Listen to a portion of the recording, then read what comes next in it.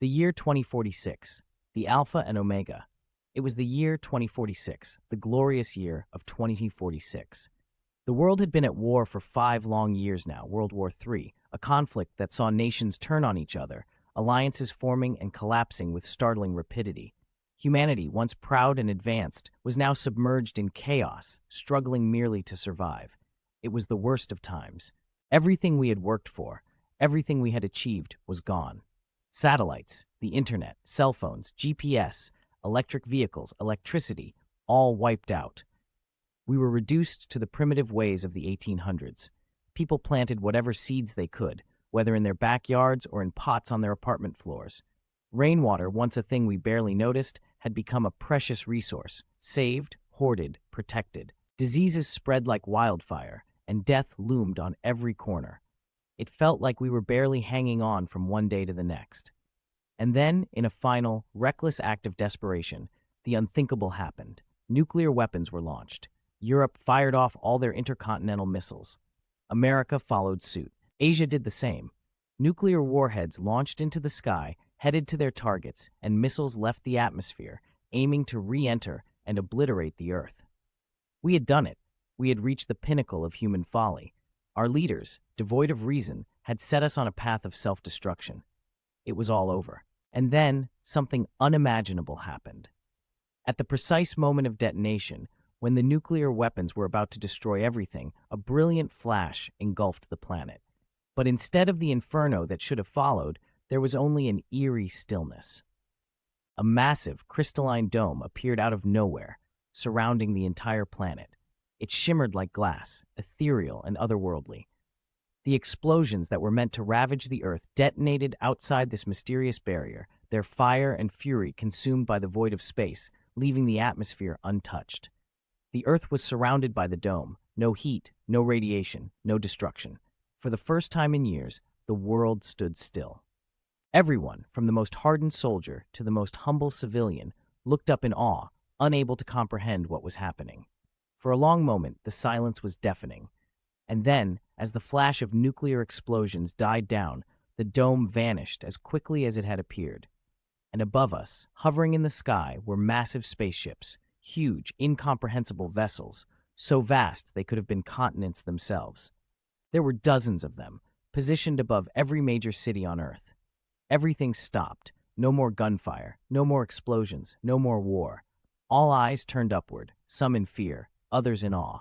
The planes that had been attempting to take off were grounded, unable to leave the surface, as if held by an invisible force. They roared and revved, but none could take flight. Hours passed in silence, an oppressive, unnerving silence. And then, from the depths of the enormous spaceships, a strange sound began to drift down to Earth. A melody, unlike any music known to humanity. It was haunting, beautiful, and yet alien. It resonated in every language on Earth, from the most widely spoken dialects to the most obscure native tongues, even those spoken by only a few scattered tribes deep in the Amazon rainforest. The voice that accompanied the music was calm, yet filled with power. It spoke directly into the minds of all who could hear it, a message delivered in a way that bypassed any technology we had left. "Greetings, inhabitants of Earth," the voice began. "We come in peace. We are the Intergalactic Federation of Advanced Civilizations of the 11th Universe. We have been watching you for a long time, monitoring your progress, and now we intervene. We will stop the destruction of your planet and protect the many precious life forms that inhabit it." The words sank in, and a wave of confusion swept over the world. The voice continued. "The decision to intervene was not made lightly. We have observed your kind for eons, and we have come to a difficult conclusion. Your universe, the 11th, is dying. It is expanding at an ever-accelerating rate, and soon it will be consumed by the void. We have studied this process for millennia. Universes are like beacons of light. They start, they expand, and then they collapse, only to begin again in what you call a Big Bang. We know it as the universal starting threshold. We have studied 10 previous universes, and only a few contained any form of life. Of those, most were barren, devoid of any advanced civilizations. And most were totally voided of any life forms. But in this one, your galaxy, the Milky Way, is unique. There are 3 such civilizations in your galaxy, one Type 3 and two Type 1 civilizations. You, Earth, are one of those Type 1 civilizations. The revelation hung in the air like a heavy fog. There were other intelligent species in the galaxy, and we were one of the two less developed civilizations. But before anyone could process that, the voice continued. We have been watching you since the beginning of time. We were there when the Americas were discovered by your Columbus. We were there during your world wars. Oh, how amusing the Foo Fighters were. Yes, we saw that too. And yes, we built the pyramids. You think they were just a coincidence? Those structures were built at the exact coordinates that align with the speed of light, but you dismissed it as mere happenstance. What a coincidence, indeed. A chuckle echoed through the message. And yes, some of our people got a little carried away, using animal heads with human bodies for avatars in Egypt. Our apologies. The voice grew more serious, and the tone shifted to one of urgency. We have decided to help you rebuild your planet, but there is one condition, and this condition is essential, not just for your survival, but for your ascension into the future. We must take all the life on Earth into the next universe.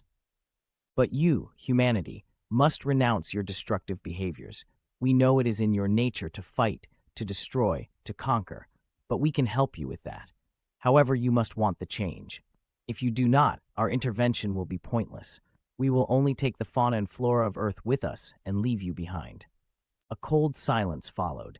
The message ended, and for a long moment, no one moved. The whole world stood still, paralyzed by the enormity of the situation. The future of the human race, the very survival of Earth, lay in the hands of those who would have to decide. Would they change, or would they continue on the path of self-destruction? Governments, military leaders, and ordinary citizens gathered, communicating across what little remained of their fragmented networks. Some resisted, clinging to their pride, unable to accept the idea that they had failed as a species. Others, however, saw it for what it was, a rare opportunity to save themselves, to protect their children, their loved ones, and their future. They understood that if humanity did not evolve, it would be lost. The decision could no longer be deferred.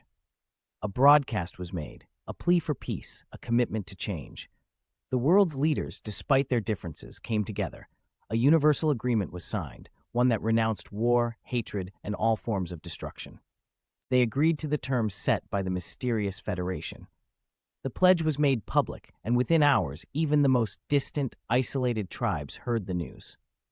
The Earth shuddered with a collective sense of awe and relief. Humanity had made its choice. We would change.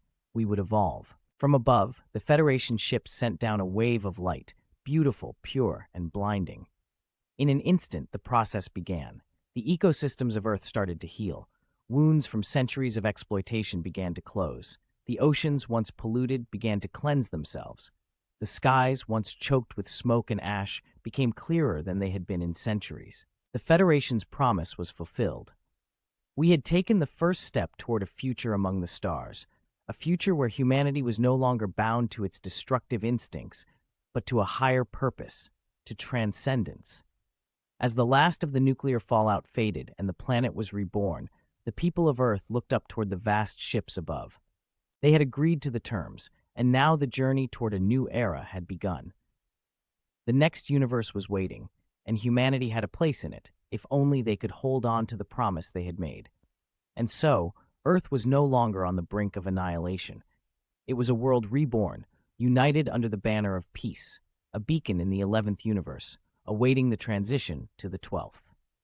And looking back to all of our previous wants and needs, our selfishness, our greed, our fears, our doubts, our money, our weapons, our luxurious homes and vehicles, our powerful corporations, our governments, our differences, our envying, our jealousy, our prejudices, all seemed so meaningless, so trivial, and devoid of purpose, when our sole purpose was to live in peace and harmony with one another and the universe.